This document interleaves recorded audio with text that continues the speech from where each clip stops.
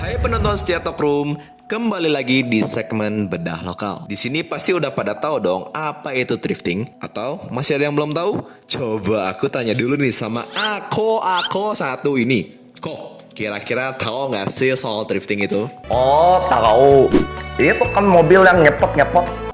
Kok itu mah drifting namanya, bukan thrifting. Ini mah thrifting kok, thrifting. Oh, yang bikin tulisan itu kan. Si Ako, itu mah scripting kok. Kali ini mah thrifting, pakai T. Oh, ngomong dong. Itu kalau sebelum acara itu kita ngomong dulu. Kita bahas-bahas dulu. Itu briefing ini aku coba. Nah, kalian percaya juga nggak sih bahwa thrifting itu bisa melumpuhkan bisnis lokal? Di video kali ini kita akan membahasnya. Simak terus ya. Hai Toko Roommates, selamat datang kembali di channel Toko Rumahan. Di segmen Bedah Lokal ini, kita akan membahas tentang thrifting dan apakah hal ini dapat berdampak buruk bagi bisnis lokal. Thrifting atau belanja barang bekas memang telah menjadi tren yang sangat populer dalam beberapa tahun terakhir. Bagi sebagian orang, thrifting baju bekas impor menjadi gaya baru untuk memenuhi kebutuhan akan brand populer dengan harga yang jauh lebih terjangkau dan jauh lebih murah. Tapi, masih banyak yang belum tahu dampak yang diakibatkan adanya kegiatan thrifting ini terhadap bisnis lokal. Dan bahkan dapat menurunkan ekonomi kita loh. Nah, sebelumnya aku mau jelasin dulu buat yang belum tahu apa itu thrifting. Oh, apa tahu? Thrifting itu Diam. Thrifting adalah kegiatan membeli barang bekas atau second hand. Thrifting akhir-akhir ini semakin populer karena sebagian orang berpikir bahwa mereka dapat membantu mengurangi limbah dan menghemat banyak uang. Tetapi, jika ditelusuri lebih dalam, kegiatan thrifting ini sangat berbahaya dan sudah ada beberapa negara yang terdampak akibat thrifting ini. Seperti contohnya negara Kenya. Masuknya pakaian bekas impor ilegal secara drastis membuat jumlah tenaga kerja pada industri tekstil yang merosot.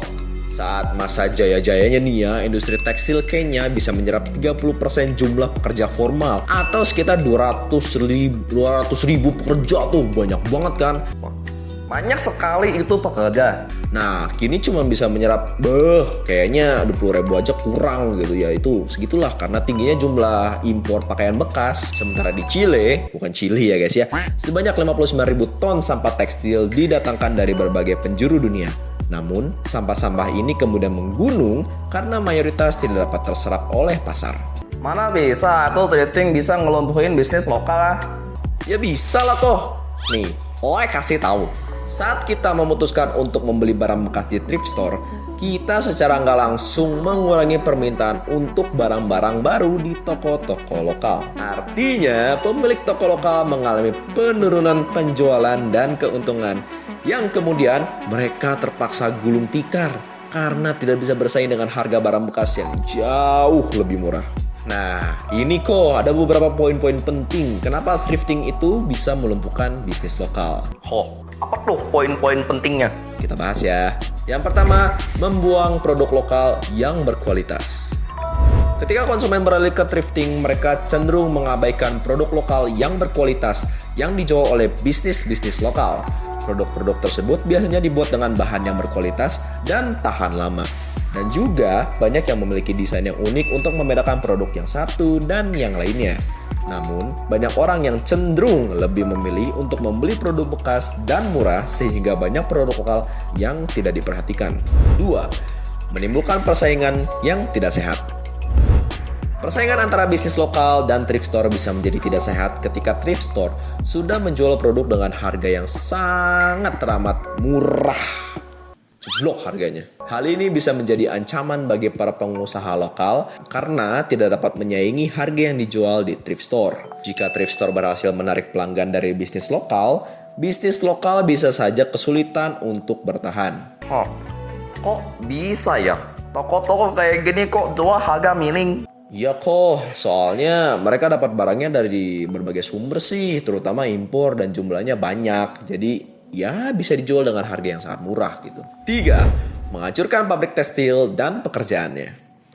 Nah ini nih karena ini mempengaruhi produksi lokal, Sehingga perlahan-perlahan pabrik tekstil harus mulai untuk mengurangi produksi bahan sampai menutup pabrik loh. Hal itu juga yang membuat pabrik banyak mem-PHK-kan karyawannya untuk mengurangi biaya pengeluaran.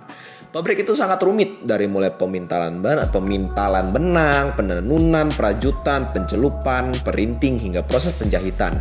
Jika thrifting dapat dengan mudah menghancurkan pasar tekstil dan pakaian, maka pabrik lokal pun semakin lama semakin tidak bisa menghasilkan keuntungan. Masa iya sih? Iya kok, nih pada Agustus 2022 ya terakhir ya, ada penurunan tenaga kerja dari 1,13 juta menjadi 1,08 juta pekerja loh. Banyak kan itu kok. Sebenarnya ada nggak sih peraturan untuk melarang baju thrifting IPO? Nah, sebenarnya jika dilihat berdasarkan aturan perundang-undangan di Indonesia terkait thrifting sih ada. Ya, pada Peraturan Menteri Perdagangan Nomor 40 Tahun 2022 tentang perubahan atas Peraturan Menteri Perdagangan Nomor 18 Tahun 2021 tentang barang dilarang ekspor dan barang dilarang impor. Pasalnya ada. Nah, ada nih kok, pasalnya 2 ayat 3 telah disampaikan bahwa impor pakaian bekas tidak diperbolehkan kalau nggak salah isinya ya. Barang dilarang impor berupa kantong bekas, karung bekas, dan juga pakaian bekas. Ada lagi tuh yang lain, ntar ya aku baca dulu ya kok. Apa tuh? Baca. Undang-Undang RI Nomor 11 Tahun 2020 tentang Cipta Kerja juga telah ditegaskan bahwa importir wajib untuk mengimpor barang dalam keadaan baru kecuali pemerintah pusat menetapkan ketentuan lain.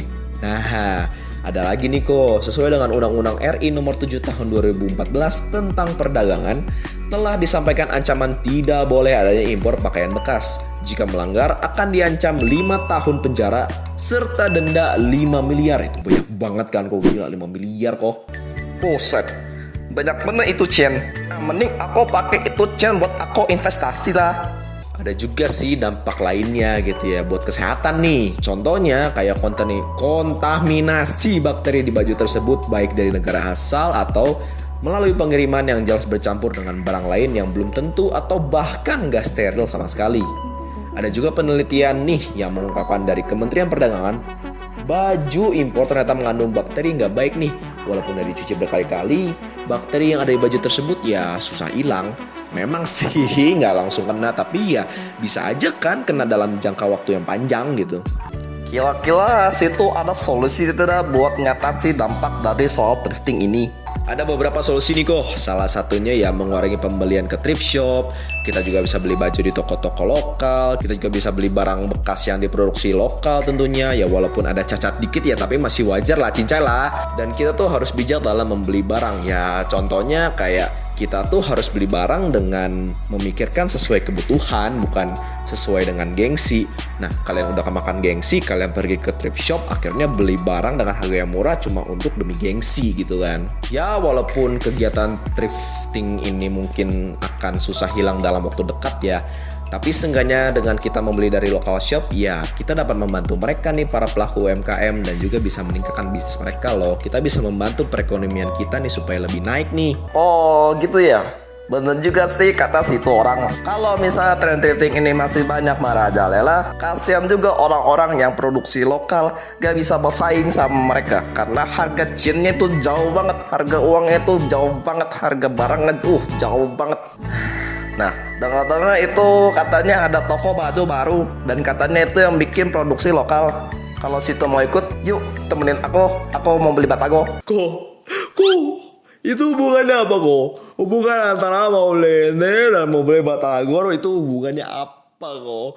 Kok, ini kok bukan congel doang kok. Kok harus diobek.